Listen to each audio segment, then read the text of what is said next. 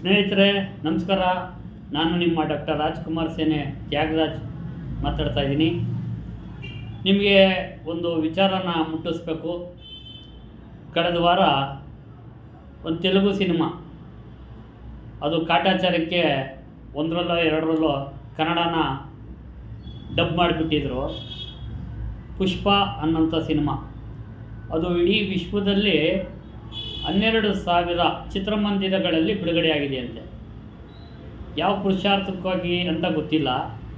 ಎಂಥ ದುರಂತ ಅಂದರೆ, ಶ್ರೀಗಂಧವನ್ನು ಕಡಿದು ರಾಜ್ಯ ಮಟ್ಟ ಅಲ್ಲದೆ ದೇಶ ಮಟ್ಟ ಅಲ್ಲದೆ ಅಂತಾರಾಷ್ಟ್ರೀಯ ಮಟ್ಟದವರೆಗೂ ಅಪರಾಧ ಪ್ರಕರಣವನ್ನು ಜಗಜ್ಜಾಹಿರ ಮಾಡುವಂಥ ದಟ್ಟ ದರಿದ್ರ ಕೆಟ್ಟ ಕೊಳಕು ಸಿನಿಮಾವನ್ನು ಮುಗಿಬಿದ್ದು ನೋಡ್ತಾವ್ರೆ. ಏನು ಈ ಜನಗಳಿಗೆ ಬುದ್ಧಿ ಬೇಡವಾ? ಒಂದು ಸಂದೇಶ ಇಲ್ಲ, ಒಂದು ಮನರಂಜನೆ ಇಲ್ಲ, ಅಶ್ಲೀಲ ಭಾಷೆ, ಅಶ್ಲೀಲವಾದಂಥ ಸಿನಿಮಾ ಅದು. ಪುಷ್ಪ ಪುಷ್ಪ ಪುಷ್ಪ ಅಂತ ಸಾಯ್ತಾವ್ರೆ. ಶ್ರೀಗಂಧನ ಬೆಳೆಸ್ಬೇಕು, ಕಾಡನ್ನ ಉಳಿಸ್ಬೇಕು, ವನ್ಯಮೃಗಗಳನ್ನ ಬೆಳೆಸ್ಬೇಕು, ಕಾಪಾಡಬೇಕಂತ ಅಣ್ಣವರು 1973ರಿಂದ ನಿರಂತರವಾಗಿ ಹೋರಾಟ ಮಾಡ್ಕೊಂಬಂದರು. ಅವರಲ್ಲಿ ಎಷ್ಟು ಅರಣ್ಯದ ಬಗ್ಗೆ, ವನ್ಯ ಪ್ರಾಣಿಗಳ ಬಗ್ಗೆ ಪ್ರಜ್ಞೆ ಇತ್ತಂದರೆ, ಮುಂದಿನ ಜನಾಂಗಕ್ಕೆ ಅರಣ್ಯ ಉಳಿಬೇಕು, ಮುಂದಿನ ಜನಾಂಗದವರು ಇಂಥ ವನ್ಯಮೃಗಗಳನ್ನ ನೋಡಬೇಕು ಅನ್ನೋಂಥ ದೂರದೃಷ್ಟಿ ಇಟ್ಕೊಂಡು ಗಂಧದ ಗುಡಿ ಅನ್ನೋಂಥ ಸಿನಿಮಾದಲ್ಲಿ ಅದ್ಭುತವಾಗಿ ನಡೆಸಿದರು. ಶ್ರೀಗಂಧದ ಮರನ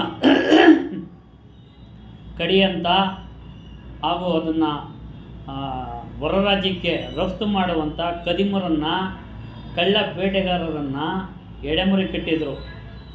ಆ ಇಡೀ ಸಿನಿಮಾ ಅರಣ್ಯ ಇಲಾಖೆಯವರಿಗೆ ಒಂದು ಮಾರ್ಗದರ್ಶನ ಆಯಿತು. ಅಲ್ಲದೆ ನನ್ನಂಥ ಲಕ್ಷಾಂತರ ಯುವಕರಿಗೆ ಒಂದು ಪಾಠ ಆಯಿತು. ಗಿಡ ಬೆಳೆಸಬೇಕು, ವನ್ಯಮೃಗಗಳನ್ನ ಕಾಪಾಡಬೇಕು ಅನ್ನೋಂಥ ಸಂದೇಶ ಕೊಟ್ಟಿದ್ದರು ಆ ಪುಣ್ಯಾತ್ಮರು ಅಣ್ಣವರು ಗಂಧದ ಗುಡಿ ಮುಖಾಂತರ. ಯಾವುದೋ ದರಿದ್ರ ಪಿಕ್ಚರ್ ಪುಷ್ಪ ಪುಷ್ಪ ಪುಷ್ಪ ಅಂತ ಎಲ್ಲ ಹುಡುಗರನ್ನ ಮನಸ್ಸನ್ನ ಕೆಡಿಸಿ ಶ್ರೀಗಂಧ ಮರನ ಕಡಿದು ಸ್ಮಗ್ಲಿಂಗ್ ಮಾಡಬೇಕು ಅಂತ ಒಬ್ಬ ಪೊಲೀಸ್ ಆಫೀಸರ್ಗೆ ಚಾಲೆಂಜ್ ಮಾಡೋಂಥದ್ದನ್ನು ಮನೋರಂಜನೆ ಸಿನಿಮಾ ಅಂತ ಬಿಡ್ತಾರಲ್ಲ, ಇವ್ರಿಗೆ ನಾಚಿಕೆ ಮಾನ ಮರ್ಯಾದೆ ಬೇಡವಾ? ಕರ್ನಾಟಕದಲ್ಲೇನು ಕರ್ನಾಟಕ ಚಲನಚಿತ್ರ ವಾಣಿಜ್ಯ ಮಂಡಳಿ ಬದುಕಿದೆಯಾ ಸತ್ತಿದೆಯಾ? ಅಥವಾ ಅವ್ರಿಗೇನು ಉಪ್ಪು ಖಾರ ಹುಳಿ ಏನಾದರೂ ತಿಂತಾರಾ ಇಲ್ವಾ? ಅಷ್ಟು ಚಿತ್ರಮಂದಿರಗಳ ಕೊಡೋಂಥ ಏನು ಉದ್ದೇಶ ಆಯಿತು? ಕನ್ನಡ ಸಿನಿಮಾಗಳನ್ನ ಮೂಲೆ ಗುಂಪು ಮಾಡಿ ಪರಭಾಷಾ ಸಿನಿಮಾಗಳಿಗೆ ಈ ರೀತಿ ರತ್ನಗಂಬಳಿ ಹಾಸ್ತಾ ಇದ್ದೀರಲ್ಲ, ನಿಮ್ಗೇನಾದರೂ ನಾಚಿಕೆ ಮಾನ ಮರ್ಯಾದೆ ಇದೆಯಾ? ಅದು ಶ್ರೀಗಂಧದ ಮರನ ಲೂಟಿ ಮಾಡೋಂಥ ಸಿನಿಮಾ, ಕೆಟ್ಟ ಸಿನಿಮಾ. ನಾನು ಮೊನ್ನೆ ಕುಟುಂಬ ಸಮೇತ ಕನ್ನಡ ಪುಷ್ಪ ಅಂತ ಹೋಗಿದ್ದೆ. ನೀವು ನಂಬ್ತಿರೋ ಬಿಡ್ತಿರೋ, ದೇವರಣೆಗೂ ಇಂಟರ್ವಲ್ ಅಂದರೆ ವಿರಾಮಕ್ಕೆ ಎದ್ದು ಬಂದೆ. ಅಷ್ಟು ಕೆಟ್ಟ ಕೊಳಕ ಸಿನಿಮಾ, ಅಂಥ ಒಂದು ದರಿದ್ರ ಸಂದೇಶ ಕೊಡೋಂಥ ಸಿನಿಮಾ. ದಯವಿಟ್ಟು ಯುವಕರು ಹೋಗಿ ಬಲಿಯಾಗಬೇಡಿ. ನಿಮ್ಮ ಕೈ ಮುಗಿದು ಕೇಳ್ತೀನಿ, ನಿಮ್ಗೇನಾದ್ರು ಸಿನಿಮಾ ನೋಡಬೇಕು ಅಂತ ಅನಿಸಿದ್ರೆ ಒಳ್ಳೆ ಸಿನಿಮಾ ನೋಡಿ, ಅಣ್ಣವ್ರ ಸಿನಿಮಾ ನೋಡಿ, ಗಂಧದ ಗುಡಿ ಸಿನಿಮಾ ನೋಡಿ. ಶ್ರೀಗಂಧನ ಮತ್ತು ಅರಣ್ಯನ ಯಾವ ರೀತಿ ಉಳಿಸ್ಬೇಕು ಅನ್ನೋಂಥದ್ದನ್ನು ಆ ಪುಣ್ಯಾತ್ಮ ಹೇಳ್ಕೊಟ್ಟವ್ರೆ. ಮುಗಿಬಿದ್ದು ಸತ್ತು ಮಕ್ಕಳ ಜೊತೆ ಹೋಗಿ ಹೆಣ್ಮಕ್ಳೆಲ್ಲ ಸತ್ತಿದ್ದಾರಂದರೆ ಈ ದೇಶ ಯಾವ ಕಡೆ ಹೋಗ್ತಾ ಇದೆ ಅನ್ನೋಂಥದ್ದೇ ನಮ್ಗೆ ಅರ್ಥ ಆಗ್ತಾಯಿಲ್ಲ. ದಯಮಾಡಿ ಹೇಳ್ತೀನಿ, ಕೆಟ್ಟ ಸಿನಿಮಾಕ್ಕೆ ದಯವಿಟ್ಟು ಪ್ರೋತ್ಸಾಹ ಕೊಡಬೇಡಿ. ಒಳ್ಳೆಯ ಸಿನಿಮಾ ನೀವು ನೋಡಲ್ಲ, ನಿಮಗೆ ಬೇಕಿಲ್ಲ ಅಲ್ವಾ? ಕೆಟ್ಟ ಸಿನಿಮಾ ಮಾತ್ರ ನೋಡೋಕ್ಕೆ ಹೋಗಬೇಡಿ. ಈ ಥರ 12,000 ಚಿತ್ರಮಂದಿರಗಳಲ್ಲಿ ಬಿಡುಗಡೆ ಮಾಡೋಂಥ ಉದ್ದೇಶ ಏನಿತ್ತು? ಆ ದರಿದ್ರ ಸಿನಿಮಾನ, ಕನ್ನಡ ಸಿನಿಮಾನ ಮೂಲೆ ಗುಂಪು ಮಾಡಿ ಕನ್ನಡ ಸಿನಿಮಾಗಳಿಗೆ ಚಿತ್ರಮಂದಿರಗಳಿಲ್ಲದೆ ಏಕಪರದೆ ಚಿತ್ರಮಂದಿರಗಳೆಲ್ಲ ಮುಚ್ತಾ ಇದ್ದಾರೆ. ದಯಮಾಡಿ ಕನ್ನಡಿಗರು ಎಚ್ಚೆತ್ಕೊಬೇಕು, ಕನ್ನಡ ಪರ ಹೋರಾಟಗಾರರು ಎಚ್ಚೆತ್ಕೊಬೇಕು, ನನ್ನನ್ನೂ ಒಳಗೊಂಡಂಗೆ ಎಚ್ಚೆತ್ಕೊಬೇಕು. ಇಂಥ ಕೆಟ್ಟ ಸಿನಿಮಾನ 12,000 ಚಿತ್ರಮಂದಿರದಲ್ಲಿ ಏಕಕಾಲದಲ್ಲಿ ಬಿಡುಗಡೆ ಮಾಡ್ತಾರೆ ಅನ್ನೋದಕ್ಕಿಂತ ಇನ್ನೊಂದು ದುರಂತ ಏನಂದರೆ, ಆಂಧ್ರ ಪ್ರದೇಶಲ್ಲಿ ಆ ಸಿನಿಮಾ ರಾತ್ರಿ ಹೊತ್ತು ಬಿಡುಗಡೆ ಮಾಡಲ್ಲ, ನಮ್ಮ ಬೆಂಗಳೂರಿನಲ್ಲಿ ರಾತ್ರಿ ಹೊತ್ತು ಬಿಡುಗಡೆ ಮಾಡಿದ್ದಾರೆ ರೀ. ಏನ್ರಿ ದುರಂತ ಇದು? ಈ ಸಿನಿಮಾ ಮಂದಿರಕ್ಕೆ ಮುಗಿ ಬೀಳ್ತಾವ್ರಿ ಜನಗಳು. ಅಲ್ಲಿನ ಜನಗಳು ಆಂಧ್ರದಿಂದ ಬಂದು ಕರ್ನಾಟಕದಲ್ಲಿ ನೋಡ್ತಾವ್ರಿ ಪರಭಾಷೆ ಚಿತ್ರ. ನಾವೆಲ್ಲ ನಿಜಕ್ಕೂ ತಲೆ ತಗ್ಗಿಸ್ಬೇಕ್ರಿ.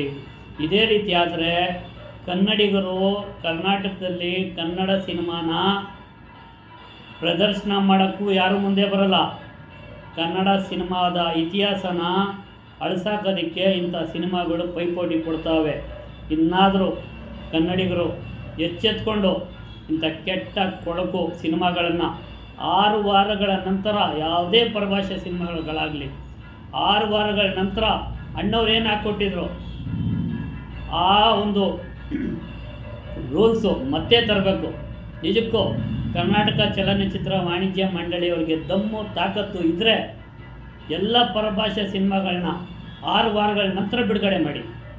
ಏನ್ರಿ ಆಂಧ್ರ ಪ್ರದೇಶದ ಬರೀ AP ಗಾಡಿಗಳೈತ್ರಿ ಎಲ್ಲ ಚಿತ್ರಮಂದಿರಗಳ ಹತ್ರ. ಅವ್ರ ರಾಜ್ಯದಲ್ಲೇ ಸಿನಿಮಾ ಬಿಡುಗಡೆ ಆಗಿಲ್ಲ, ನಮ್ಮ ರಾಜ್ಯದಲ್ಲಿ ಬಿಡುಗಡೆ ಆಗೈತಲ್ರಿ. ನೀವೆಲ್ಲ ಬೆಂಗಳೂರನ್ನ ಏನು ಮಾಡೋಕ್ಕೆ ಹೊರಟಿದ್ದೀರಾ? ಕೆಟ್ಟ ಸಿನಿಮಾಗಳನ್ನ, ಯುವಕರನ್ನ ಹಾದಿ ತಪ್ಪಿಸಂಥ ಸಿನಿಮಾ ಮಾಡಿದ್ದೀರಾ. ನಿಮಗೆ ಬುದ್ಧಿ ಬರಬೇಕು. ನಿಮಗೆ ದೇವರೇ ಭಗವಂತನೇ ಶಿಕ್ಷೆ ಕೊಡ್ತಾನೆ.